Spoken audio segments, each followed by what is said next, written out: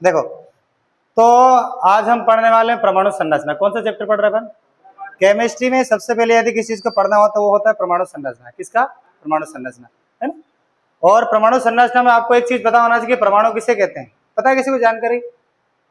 जैसे हम जीव विज्ञान में कोशिका को पढ़ते हैं कि कोशिका, है ना, जीवन की संरचनात्मक एवं क्रियात्मक इकाई। यहाँ पर केमिस्ट्री में भी क्या है कि समस्त पदार्थों की जो इकाई जो होता है वो होता है परमाणु, है ना। और परमाणु आपस में मिलकर क्या बनाते पता है आप लोगों को? हाँ, चलो इतनी बात जानकारी है तो फिर अच्छी बात है, आप लोगों को इतना पता है तो फिर तो बस लिखते चले जाओ, है ना। कोई अपने पास समय नहीं है इसको ज्यादा लिखोगे तो आपका आइडिया ऑटोमेटिक बढ़ता जाएगा, नहीं तो निद्रा रानी धीरे धीरे गोद में सुला लेगा आप लोगों को। सही है कि नहीं? हाँ, तो एक वैज्ञानिक है सन 1808 में। कौन सा वैज्ञानिक पता है किसको थोड़ा बहुत? जिसका नाम है जॉन डाल्टन। कौन है?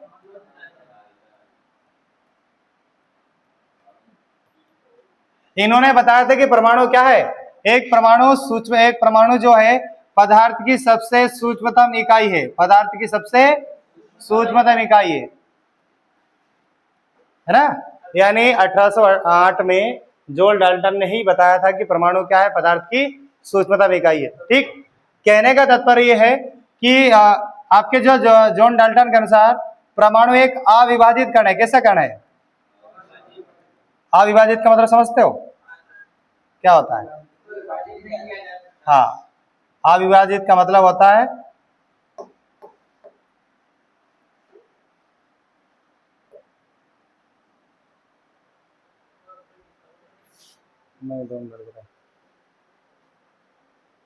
है ना। अविभाजित का मतलब क्या होता है कि नॉन डिविजिबल पार्ट, है ना, यानी जो डिवाइड नहीं हो सकते। मैंने आपको पहले बताया, इन्होंने क्या बताया कि ये पेन जो है ना, ये पेन एक प्रकार के पदार्थ है, यदि हम इसको डिवाइड करते हैं तो हमारे पास ये दो टुकड़े प्राप्त होंगे, और टुकड़े को फिर तोड़ो, फिर तोड़ते जाओ तोड़ते जाओ तोड़ते जाओ, अंत में एक ऐसा टुकड़ा प्राप्त हो जाएगा, डिवाइड नहीं हो सकते। वही आपका क्या है? परमाणु। वही क्या है? आपका परमाणु, है ना। और आपको जैसे पता होना चाहिए कि जो परमाणु जो है आगे जाकर क्या बनाते हैं, परमाणु आपस में आगे जाकर, परमाणु आगे जाकर अणु बनाते हैं, और अणु से क्या बनता है? अणु से क्या बनते हैं? पदार्थ। हाँ, तो जॉन डाल्टन के अनुसार परमाणु अविभाजित कण है, लेकिन आगे जाकर हमारे पास दो वैज्ञानिक है, दो नहीं उसमें और भी 4-5 वैज्ञानिक और जोड़ सकते हैं, मगर विशेषकर हम दो वैज्ञानिक की बातों को ध्यान में रखते हैं। एक और आपका कौन सा? J Thomson. कौन सा है?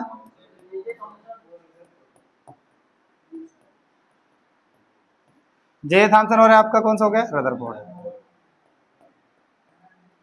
इनका क्या कहना है पता है आपको? हाँ, इनका कहना है कि परमाणु एक विभाजित कण है। इन दोनों का क्या कहना है? परमाणु एक विभाजित कण है ना, एक विभाजित कण है, जो आगे जाकर आपको पता होगा कि परमाणु आगे जाकर आपको पता है कि न्यूट्रॉन्स और प्रोटॉन्स और क्या आपका इलेक्ट्रॉन्स, इन सभी भागों में क्या होता है? डिवाइड हो जाता है। ठीक है, ये किन्ने कहा था? ये जे थॉमसन और रदरफोर्ड ने। फिर आगे जाकर इनकी यानी इनकी जो खोज किसने किया था, न्यूट्रॉन प्रोटॉन की, इस विषय में तो नेक्स्ट स्लाइड में हम बात करेंगे, नेक्स्ट उसमें। मगर अभी जो क्लास में हम इनके जे थॉमसन रदरफोर्ड इनकी मॉडलों को बात करेंगे। ठीक, चलो आगे बढ़ते हैं, समझो जरा। तो जे थॉमसन के मॉडल को समझ लो।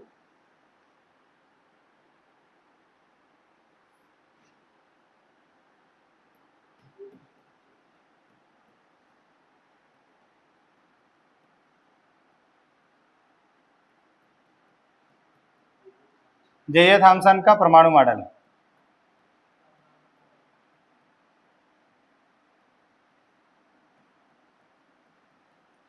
जे थॉमसन का परमाणु मॉडल देख रहे अपन। और आपको एक जानकारी पता होगा कि इलेक्ट्रॉन की खोज किसने किया था? इलेक्ट्रॉन की खोज किसने किया था? कितने सन में किया था? इलेक्ट्रॉन की जो खोज है जे थॉमसन ने ही किया था। कब किया था मालूम है आपको? 1897 में। इलेक्ट्रॉन की खोज जो 1897 यानी 1897 में किया था। क्या क्या बोल रहे तुम? कुछ बोल रहे थे क्या? तो इलेक्ट्रॉन की खोज 1897 में किया था। और आपको ये बताओ, ये जो मॉडल जो प्रस्तुत किया, ये कब दिया था मालूम है? जस्ट एक साल बाद, 1898। कब दिया? 1898। अच्छा, ये जो आप ये भी समझो कि ये जो जे थॉमसन के परमाणु मॉडल में ये क्या बताना चाहेगा मालूम है आपको? ये बताना चाह रहा है कि परमाणु कैसा होता है, ठोस होता है, मजबूत होता है, खोखला होता है, किस प्रकार उसमें इलेक्ट्रॉन और यानी इलेक्ट्रॉन और न्यूट्रॉन किस प्रकार से बिखरे हुए हैं, इन सभी विषयों में चर्चा करेंगे। यानी कहने का तात्पर्य ये है, ये परमाणु संरचना को बता रहा है। किसको बता रहा है ये?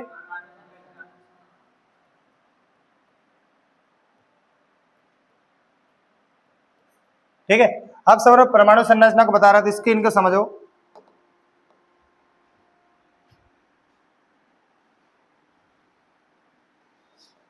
तो इनके अनुसार परमाणु जो है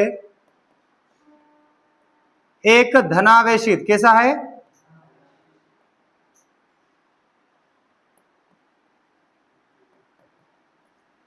इनके अनुसार परमाणु एक धनावेशित गोलाकार कैसा है? ये गोलाकार पिंड है। पिंड का मतलब समझते हो? वस्तु। पिंड का मतलब क्या होता है? वस्तु। समझ रहे हैं यहाँ पर? तो इनके अनुसार परमाणु कैसा है? गोलाकार पिंड। दिखाई दे रहा है आपको सर्कल? हाँ, और इसमें जो है ध्यान रखना, इसमें आपको ये भी ध्यान रखना है, इसमें धनावेश और ऋणावेश, धनावेश और ऋणावेश के कण समान रूप से बिखरे रहते हैं।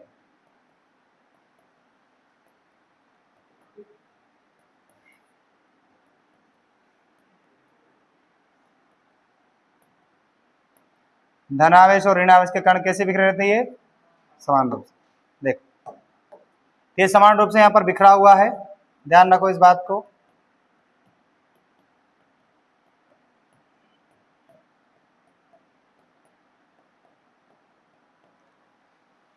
तो इसमें इलेक्ट्रॉन और प्रोटॉन के जो कण है, आपको पता होगा इलेक्ट्रॉन पर कौन सा आवेश होता है और प्रोटॉन पर? तो आपको समझ गए इलेक्ट्रॉन यहाँ पर न्यूट्रॉन और प्रोटॉन है, सॉरी इलेक्ट्रॉन और, हाँ। तो किसी भी यहाँ पर जो परमाणु एक गोलाकार पिंड बताया, इसमें इलेक्ट्रॉन और क्या है? या इलेक्ट्रॉन और प्रोटॉन यानी धनावेश और ऋणावेश के कण इस प्रकार बिखरे रहते हैं, है ना। इस प्रकार बिखरे होने के कारण इसमें धनावेश और ऋणावेश के कण समान रूप से बिखरे होने के कारण इस मॉडल को आपको मालूम है क्या कहते हैं? मालूम है तुम्हें? इनको कहते हैं तरबूज मॉडल। क्या बोलते हैं? क्यों तरबूज मॉडल बोलते पता है? ये क्योंकि इनमें तरबूज में जो काले बीज होते हैं वो तरबूज के अंदर जिस तरीके से बिखरा होता है, उसी प्रकार जे थॉमसन के परमाणु मॉडल में जिसका जो गोलाकार पिंड है, ये गोलाकार पिंड में धनावेश और ऋणावेश के कण बिखरे रहते। समझ में आ रहा है यहाँ पर इससे? और इस मॉडल का एक नाम और दिया गया है, इस मॉडल का एक नाम और दिया गया जिसका नाम है प्लम।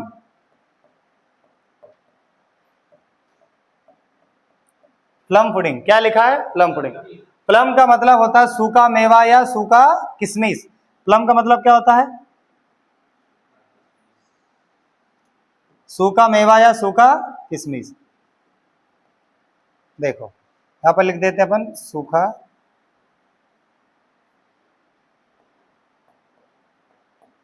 सूखा मेवा या किशमिश। और पुडिंग का मतलब होता है मिठाई। पुडिंग का मतलब क्या होता है? पुडिंग का मतलब मिठाई होता है। अब कहने का तात्पर्य, फॉर एग्जाम्पल एक केक है, केक हमारे पास एक मिठाई है, उसके ऊपर हम कुछ भी चीज डालते हैं, है ना, काजू बादाम कुछ भी जो ऊपर डालते हैं, फॉर एग्जाम्पल मान ले, तो उसमें भी क्या होगा, उसमें अगर हम कुछ भी डालते हैं इस प्रकार से, तो उसमें इसी प्रकार बिखरे रहेंगे ना वो। क्यों? कुछ भी चीज रहेंगे वो दूर दूर समान मात्रा में बिखरा रहता है। ठीक है, तो इसीलिए इसको प्लम पुडिंग मॉडल भी कहते हैं, ध्यान रखो। हाँ, और यहाँ पर एक मैंने अभी क्या कहा था आपको कि दूसरी बात और क्या कहा, यहाँ पर एक बात और कहा दूसरे कंडीशन में कि जो इसमें क्या है, इलेक्ट्रॉन और प्रोटॉन जो है, हाँ इलेक्ट्रॉन और प्रोटॉन जो है समान मात्रा में क्या होता है, हाँ पाए जाते हैं या बिखरे रहते हैं।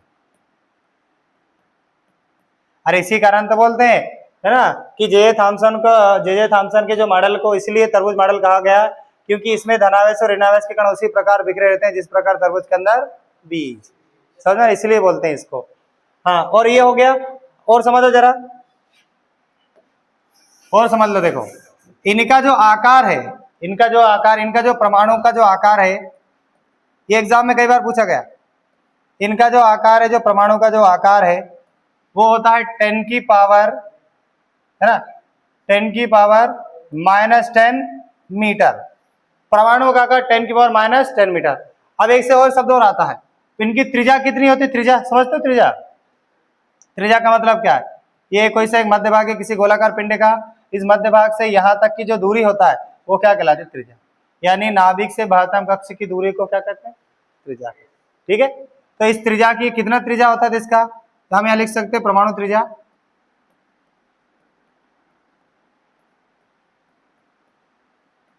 इसकी परमाणु त्रिज्या होती है 10 की पावर -15 मीटर। वेरी इंपॉर्टेंट, दोनों बातें बहुत इंपॉर्टेंट है, ध्यान रखो ये चीजें को। ठीक है, हाँ, और यहाँ कुछ बातें देखो और समझ लो। तो आपको इतना ही समझना है इसमें कि यानी जे थॉमसन के मॉडल को तरबूज मॉडल क्यों कहा गया? क्यों कहा गया इसमें? क्यों इलेक्ट्रॉन और प्रोटॉन समान मात्रा में बिखरे रहते हैं। इसे प्लम पुडिंग मॉडल भी कहते हैं, वही जैसे, है ना। और प्लम का मतलब मेवा या किशमिश, सूखा मेवा या किशमिश, और पुडिंग का मतलब मिठाई। जैसे कोई सा केक है, केक के ऊपर हम कुछ भी डालते हैं, अधिकतर मिठाइयों के ऊपर हम कुछ डालते रहते हैं चीज, ना, किशमिश है या कुछ भी आपका जो काजू बादाम, ये सारी चीज डालते रहते हैं ये चीज, इसलिए इसको प्लम पुडिंग मॉडल भी कहते हैं, है ना। और इनके अनुसार परमाणु कैसा है? धनावेशित गोलाकार पिंड है। और देखो, और एक बात समझ लो, ये कैसा होता है मालूम है? इनके अनुसार परमाणु जो क्या है वो ठोस, मजबूत एवं कठोर होता है। तीनों बातें करते क्यों? इनके अनुसार क्या है? जे थॉमसन के अनुसार परमाणु कैसा है? ठोस, मजबूत एवं कठोर होता है। ठीक है, अब हम इसको देखो कमियों पर ध्यान रखते हैं। इनकी कमियां समझ लो, इनकी कमियों से ही आगे जाकर हम क्या है रदरफोर्ड को पढ़ेंगे। इनकी कमियों को देखो,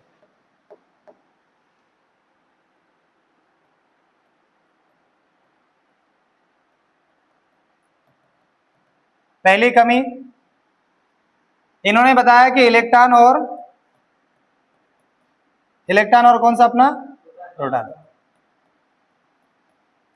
इलेक्ट्रॉन और प्रोटॉन जो है समान रूप से क्या होता है? बिखरे रहते हैं, जो कि गलत है। इनके कहने के अनुसार इलेक्ट्रॉन और प्रोटॉन जो है समान मात्रा में बिखरा रहता है, जो कि गलत है ना। और इन्होंने आपको बता दो इसमें, जबकि इलेक्ट्रॉन और प्रोटॉन समान मात्रा में बिखरे होते हैं, बाकी आपको कहा गया इसमें, है ना, कि इन्होंने नाभिक के बारे में कोई चर्चा नहीं किया है। इन्हें नाभिक के बारे में बिना कुछ जानकारी के इन्होंने बता दिया कि इलेक्ट्रॉन प्रोटॉन जो है परमाणु के अंदर समान रूप से बिखरे रहते हैं। बाकी आपको पता होना चाहिए कि जो नाभिक में प्रोटॉन उपस्थित होते हैं, सही है, नाभिक में प्रोटॉन उपस्थित होते हैं, और प्रोटॉन और कौन सा आपका न्यूट्रॉन, इनके चारों ओर इलेक्ट्रॉन उपस्थित होते हैं। समझ रहे हो? नाभिक में प्रोटॉन और इलेक्ट्रॉन, सॉरी न्यूट्रॉन। ठीक है, हाँ, तो नाभिक में प्रोटॉन और न्यूट्रॉन के चारों ओर क्या चक्कर लगाते हैं?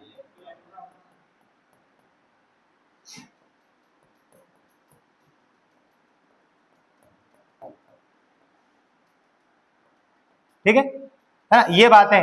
बाकी ये इस चीज को बता ही नहीं पाया, है ना। नाभिक के विषय में कोई चर्चा नहीं है यहाँ पर, नाभिक के विषयों में बिल्कुल भी चर्चा नहीं है, और बिना चर्चा के बिना कुछ किए उन्होंने बता दिया कि इलेक्ट्रॉन प्रोटॉन समान मात्रा में बिखरा होता है ना। और अरे कमियां देखो, उन्होंने एक शब्द बोला है कि परमाणु एक गोलाकार पिंड है। कैसा पिंड है? उसको पता चला कि परमाणु गोला होता है, गोलाकार पिंड होता है, मगर उसको जरा और थोड़ा अंदर तक जा नहीं पाया वो, कि अगर और थोड़ा और अच्छे जरा स्टडी कर दिया जाए तो शायद उसको नाभिक प्राप्त हो जाता है, मगर नाभिक के बारे में कोई जानकारी नहीं है, तो उसकी वो कमी हो गया वहाँ पे, है ना। अब आते हैं इनकी कमियों को पूरा करने के लिए, अब हमारे पास आता है, कौन आता है भाई? रदरफोर्ड।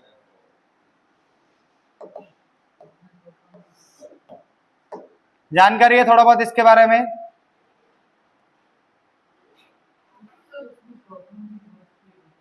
हाँ,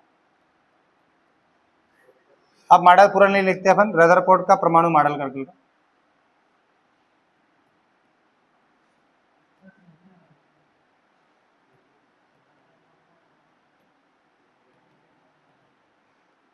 समझ लो जरा ना।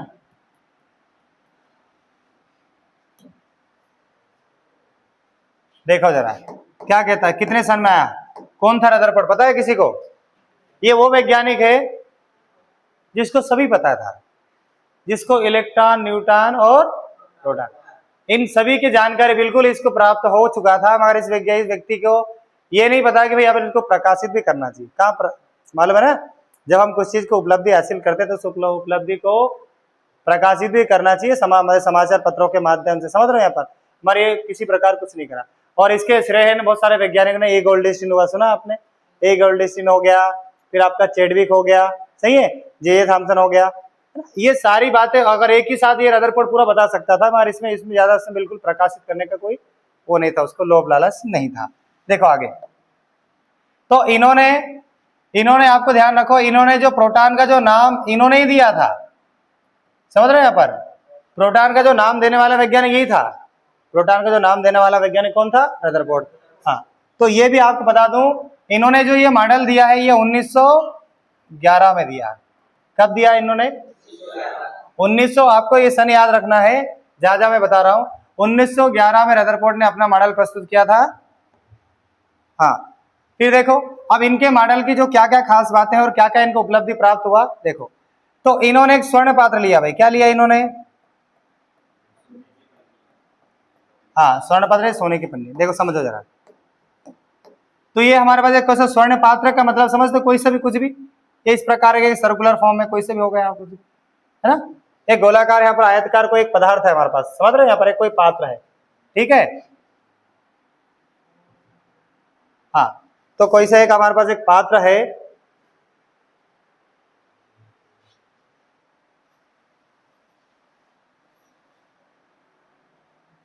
समझ लो जरा।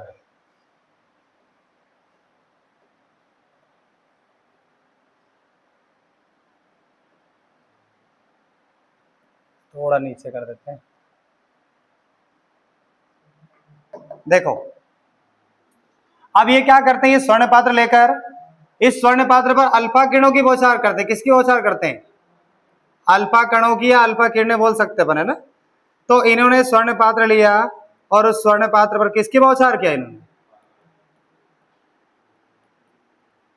जानकारी है थोड़ा बहुत, किसकी बौछार करा इनने? अल्फा कणों की बौछार किया। और उन्होंने फिर क्या पाया मालूम है आप लोगों को? इन्होंने यह पाया, है ना, कि परमाणु का कुछ भाग क्या होता है ना, ये जो अल्फा किरणें हैं इस स्वर्ण पात्र से, है ना, इस स्वर्ण पात्र से जैसे ही टकराते हैं ये अपने मार्ग से विचलित हो जाते हैं। कैसे हो जाते हैं ये? है ना, विचलित हो जाते हैं। इससे उन्होंने क्या पाया पता है आपको? इन्होंने पाया कि परमाणु का कुछ भाग कैसा होता है? आवेशित होता है। कैसे होता है? आवेशित होता है। बता देंगे धनावेश ऋणावेश कैसे क्या, तो कैसे होगा ये? आवेशित होता है। समझ रहे हैं यहाँ पर? तो इन्होंने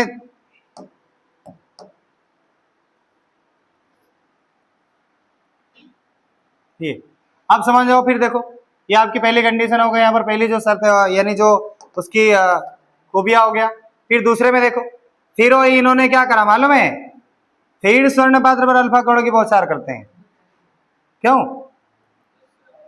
फिर स्वर्ण पात्र पर अल्फा कणों की बौछार कर, देखो इसके बाद हम एक मॉडल पढ़ने वाले, वो होता नील्स बोर। कौन सा? नील्स बोर के परमाणु मॉडल अपन पढ़ेंगे, अभी जस्ट हो गया, ज्यादा इसको एनालाइज नहीं करेंगे। उसमें आपको ग्रुप डी के एचडीज बहुत सारे क्वेश्चन मिल जाएंगे। नील्स बोर का परमाणु बहुत इंपॉर्टेंट है परमाणु संरचना वाले टॉपिक में, तो ध्यान रखो इसको जरा। वो भी इसकी कमियों को पूरा करेंगे तब जाकर आप उसको समझ पाओगे, नहीं तो नहीं समझ में आएगा। आप बिना रदरफोर्ड के परमाणु मॉडल को समझे नील्स बोर के मॉडल को आप नहीं समझ पाओगे। आप देखो, अब इन फिर स्वर्ण पात्र पर अल्फा कणों की बौछार करते दिए, क्या होते मालूम है आप लोगों को? ये बिना विचलित हुए, क्या है? बिना विचलित हुए ये क्या है? सीधे निकल जाते हैं। इससे उन्होंने क्या पाया? क्यों? परमाणु का कुछ भाग कैसा होता है? खोखला होता है। परमाणु कुछ भाग कैसा होता है? खोखला होता है। समझ में आ रहा है यहाँ पर ये चीजें? फिर देखो, फिर स्वर्ण पात्र पर अल्फा कणों की बौछार करते हैं। आप मालूम है कहां पर करेंगे? इस स्वर्ण पात्र के मध्य वाले भाग में। कहां पर करते हैं? इस स्वर्ण पात्र के मध्य वाले भाग में आप सही ना अल्फा कणों की बौछार करते हैं। तो ये अल्फा कणें मालूम है क्या होंगे? ये टकरा कर क्या है? उसी मार्ग में वापस लौट आती। बात समझ गए यहाँ पर? उसी मार्ग में वापस लौट आती। इससे उन्होंने क्या पाया मालूम है? क्या पाया? इससे उन्होंने यह पाया कि परमाणु का कुछ भाग कैसा होता है? ठोस और मजबूत होता है। समझ रहे हो यहाँ पर ये चीजें। और इस ठोस और मजबूत भाग को ही क्या कहा गया मालूम है आप लोगों को? इसको कहा गया है नाभिक। अब देखो यहाँ पर इन्होंने नाभिक की खोज कर दी। किसकी खोज कर दी इन्होंने? अब यहाँ पर नाभिक, क्या नाभिक की खोज जब हो चुका है तो क्या न्यूट्रॉन प्रोटॉन की खोज नहीं कर सकता था? आसानी कर। मगर आपको बता दो कि बहुत सारी इन चीजों से कहीं ना कहीं उसको ज्यादा इतना खोज करने के बाद वो चाहता था कि नहीं, है ना, ज्यादा क्या ही करे, बाकी कुछ और वैज्ञानिक के लिए छोड़ दिया जाए। सही है। देखो तो नाभिक में जैसे कि आपको पता है क्या होता है, न्यूट्रॉन और प्रोटॉन होते हैं, ठीक है। और इन न्यूट्रॉन और प्रोटॉन के सम्मिलित रूप से क्या कहते हैं मालूम है? इनको कहते हैं न्यूक्लियॉन्स। क्या कहते हैं? नाभिकीय कण कहते हैं। क्या कहते हैं इसको? नाभिक। अच्छा ये बताओ, नाभिक की खोज किसने किया था? नाभिक की खोज किसने किया था? रदरफोर्ड। वेरी इंपॉर्टेंट बात, ध्यान रखो इस चीज को। हाँ, नाभिक की खोज किसने किया था? रदरफोर्ड, है ना। अब सब आगे बढ़ो। अच्छा ये बताओ, एक जानकारी और बताओ, न्यूट्रॉन की खोज किसने किया था पता है आपको? किसने किया था? कितने सन में करा था? प्रोटॉन की खोज किसने करा था?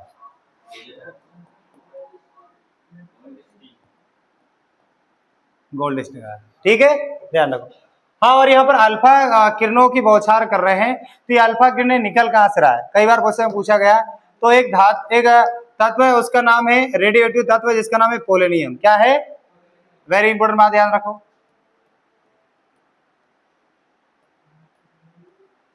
पोलोनियम धातु से निकल रही है। पोलोनियम एक रेडियोएक्टिव तत्व है। कैसा है ये?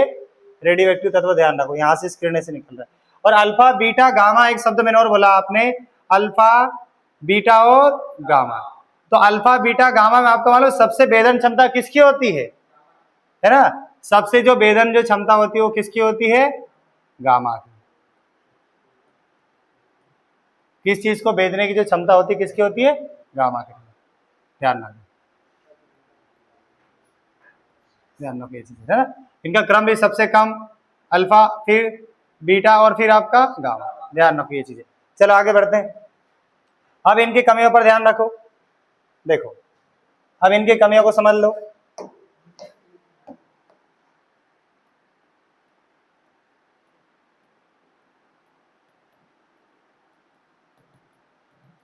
इनकी पहली कमी यह है, इन्होंने परमाणु के स्थायित्व को नहीं बता पाया। किसको नहीं बता पाया? परमाणु के स्थायित्व को नहीं बता पाया कि परमाणु के अंदर जो इलेक्ट्रॉन प्रोटॉन न्यूट्रॉन जो है वो स्थायी है या नहीं, इसके बारे में कोई जानकारी नहीं। उसको ये नहीं पता था कि नाभिक के चारों इलेक्ट्रॉन गति करते हैं, नाभिक के चारों ओर इलेक्ट्रॉन गति करते हैं, और वो तब तक गति करता रहता है जब तक उस पर कोई बाहरी हस्तक्षेप ना किया जाए। मौत का कुआं है, मौत का कुआं में जो खिलाड़ी और जो बाइक सवार व्यक्ति होता है, वो जब तक स्वयं से अगर उसको ब्रेक ना लगाया या कोई बाहरी हस्तक्षेप ना किया जाए तब तक घूमता ही रहता है। तो इलेक्ट्रॉन भी उसी प्रकार क्या है, नाभिक के चारों ओर घूमते रहते। तो ये कहने के तत्पर परमाणु के क्या नहीं बता पाए? ये परमाणु के स्थायित्व को। बातें समझ में आ रहा है?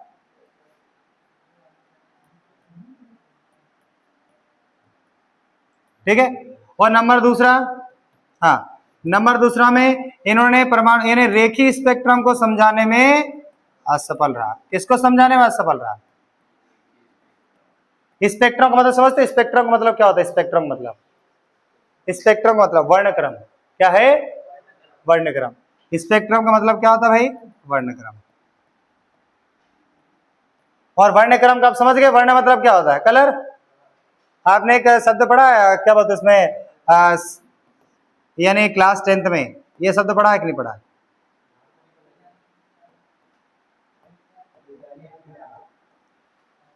बेजानी टप्पी नाला।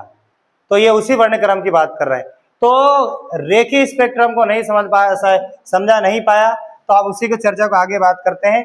और आप क्या बेजान एपी नाला की चर्चा और कर लेते हैं। जैसे क्लास 10th में बताया था आपको कि एक फ्रीज में कौन क्या है, जब फ्रीज में वैसे किसको गुजारते हैं? श्वेत प्रकाश को। तो कितने भागों में डिवाइड हो जाएंगे? 7 भागों में। तो प्रकाश का अपने अवयवी भागों में विभक्त होना क्या कहलाता है? वर्ण, है ना। यही प्रक्रिया क्या कहलाता है मालूम है? फोटो स्पेक्ट्रम कहलाता है। क्या कहलाता है? प्रकाश का वर्णक्रम। क्या है? फोटो। ठीक है, ये चीजें ज्यादा नहीं, अपने को ज्यादा नहीं, 6-7 मिनट समय लगेंगे, ज्यादा नहीं लगेगा, मत टेंशन। 6-7 मिनट में बहुत सारी चीज पढ़ा देंगे, क्योंकि इंपॉर्टेंट चीज तो अभी बाकी है ना। तो अब हम देख रहे हैं अब है, अब इनकी जो यानी जो रदरफोर्ड के परमाणु मॉडल की कमियों को आप पूरा कौन करेगा मालूम है आपको? वो पूरा करेगा 1913 का नील्स बोर का परमाणु मॉडल, है ना, उनकी कमियों को पूरा। देखो समझो जरा, अब नील्स बोर से बहुत सारी जानकारी ध्यान से समझना, बहुत आते हैं एग्जाम में इसके क्वेश्चन।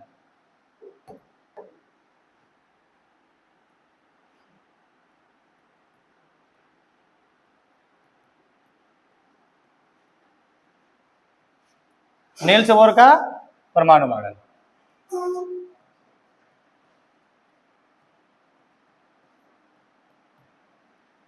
बहुत वेरी इंपॉर्टेंट है ये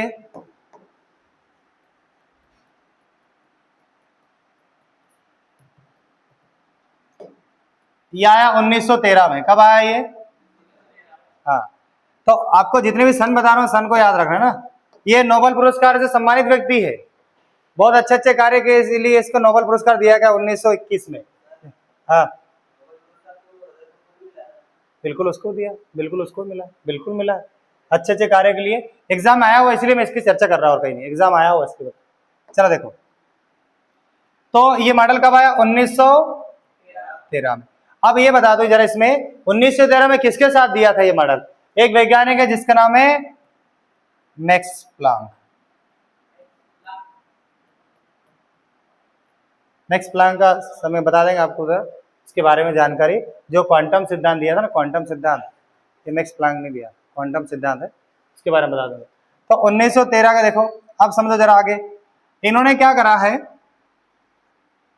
जैसे कि अभी पिछले उसमें ये पता तो चल गया था कि एक नाभिक होता है, और नाभिक में आपका क्या है, न्यूट्रॉन और प्रोटॉन होता है, ठीक है।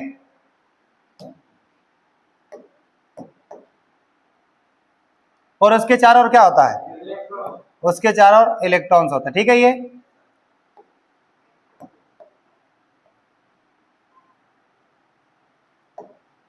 कितने होंगे सेकंड ऑर्बिट में, पता है किसी को? कितने इलेक्ट्रॉन होंगे? 8 इलेक्ट्रॉन। पहले पहले पहले ऑर्बिट में क्या, कितने? 2, फिर 8, फिर 18, और फिर 8 हो गए क्या? 1 2 3 4 5 6 7, ठीक हो गया। एक और बनाते हैं ना, वेरी गुड। ये पूरा 18 तो नहीं बनाएंगे अभी फिलहाल में, जितना अपने को बनाना उतना बनाना, ठीक।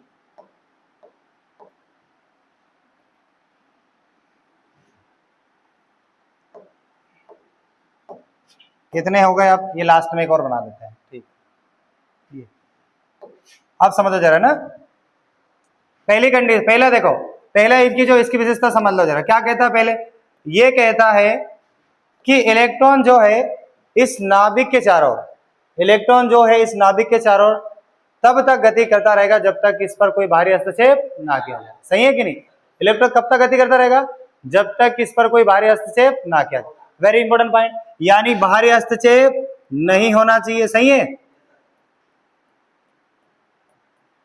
ये बाहरी हस्तक्षेप, ठीक है। और दूसरा जो बातें बोला है कि इलेक्ट्रॉन जिस पथ पर गति कर रहा है, इलेक्ट्रॉन इस नाभिक के चारों ओर जो आपको दिखाई दे रहा है ये सर्कुलर मूवमेंट वाला जो पाथ, इलेक्ट्रॉन जिस पथ पर गति करता है उससे उसका क्या नाम है मालूम है? उसको बोलते हैं वृत्ताकार पथ। कौन सा पथ है वो? और इस वृत्ताकार पथ का ही नाम, वेरी इंपॉर्टेंट बात है, इसी वृत्ताकार पथ का नाम कक्ष है ना, कक्षा या कोश है ना। कक्ष और इनको, इन दोनों को समय इंग्लिश में बोलते हैं ऑर्बिट। क्या बोलते हैं? ऑर्बिट। और कोश को बोलते हैं सेल। समझ में आएगा? इसका मतलब अब बताओ कि कक्ष की अवधारणा किसने दिया था? नील्स बोर ने। नाभिक की अवधारणा किसने दिया था? रदरफोर्ड। बात समझ में आ रहा है? यहाँ पर ये बहुत सारी चीज बताते हैं, ध्यान रखो जरा, देखो। हाँ, और ये हो गया। अब यहाँ पर एक और बात बोला है यहाँ पर कि जो नाभिक के जो पास वाले जो इलेक्ट्रॉन होंगे, नाभिक के जो पास वाले इलेक्ट्रॉन जो होंगे उनकी ऊर्जा क्या होती पता है आपको? उनकी ऊर्जा अधिक होगी कम होगी? क्यों? नाभिक के जो पास में होंगे, बताओ, नाभिक के जो पास में होंगे, ये देखो ये नाभिक के पास में, ठीक है। तो इसकी इस वाले जो इलेक्ट्रॉन, ये वाला इलेक्ट्रॉन है, इसकी ऊर्जा कम होगी, कम होगी। क्यों कम होगा? क्योंकि आपको पता होना चाहिए यहाँ पर नाभिक आकर्षण है, क्या है यहाँ पर नाभिक आकर्षण है, यहाँ पर नाभिक का आकर्षण बहुत ज्यादा है। नाभिक का आकर्षण जो है इस जो पहले वाले ऑर्बिट पर ज्यादा है, समझ रहे हो यहाँ पर, इसलिए इसकी ऊर्जा क्या होती है, कम होती है ना। फिर आगे देखो, फिर ये वाले इसको देख लो, इस पर क्या होगा ऊर्जा, क्यों इस पर क्या है, मतलब नाभिक आकर्षण बल क्या होगा यहाँ पर, कम होगा ना, नाभिक आकर्षण बल यहाँ पर क्या होगा, कम होगा, ठीक, नाभिक आकर्षण बल यहाँ कम होगा। फिर इस वाले इलेक्ट्रॉन को देखो, यहाँ पर क्या हो जाएगा, फिर कम हो जाएगा। फिर इसका देख लो, यहाँ पर नाभिक आकर्षण लास्ट में बिल्कुल जो फोर्थ वाला जो ऑर्बिट है उसमें नाभिक आकर्षण बल बिल्कुल ही घट जाएगा। समझ में आ रहा है यहाँ पर। तो आप कहने का तात्पर्य यह है कि नाभिक की जो नाभिक का आकर्षण बल कम होने पर इलेक्ट्रॉनों की ऊर्जाएं बढ़ती जाती है। नाभिक आकर्षण जैसे जैसे कम होता जाता है इलेक्ट्रॉनों की ऊर्जाएं क्या होता है, बढ़ जाता है। क्यों बढ़ जाता है, क्योंकि नाभिक से इलेक्ट्रॉनों की दूरी क्या हो रहा है, बढ़ता चला जा रहा है। नाभिक से इलेक्ट्रॉनों की दूरी बढ़ने के साथ साथ उनकी ऊर्जाएं क्या होता है, बढ़ता जा रहा है। समझ में आ रहा है यहाँ पर ये चीजें। तो इन्हीं का नाम क्या दिया, अब इनके नाम देख लो। इन्हीं का नाम जो इन जो कक्षकों की नाम जो कक्षक को जो दर्शाते हैं वो दर्शाते हैं स्मॉल एन से। किस दर्शाते हैं, स्मॉल एन।